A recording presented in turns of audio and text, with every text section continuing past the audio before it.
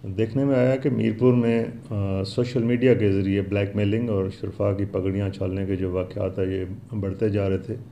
और इसी हवाले से लेडीज़ को हरासा करना और ब्लैकमेल करना,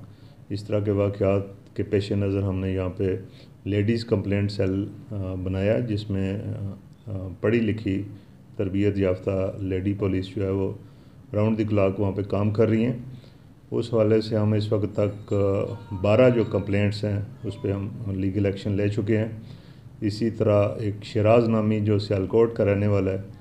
वो बरतानिया में एक मीरपुर की जो फैमिली है उनको ब्लैकमेल करके उनसे 10 लाख और 96,000 रुपया वहाँ से बैंक टू बैंक उसने ट्रांजैक्शन कराई। उसके ख़िलाफ़ भी हमने क्रिमिनल केस रजिस्टर किया है और उसको गिरफ़्तार किया।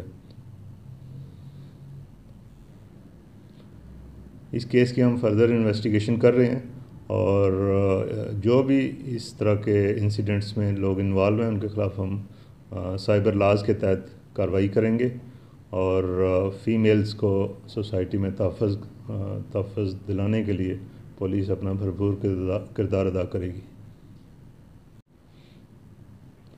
इस केस की हम इन्वेस्टिगेशन कर रहे हैं और इस तरह के जो भी इंसिडेंट्स हो रहे हैं उनके ख़िलाफ़ हम साइबर लॉज़ के तहत कार्रवाई कर रहे हैं।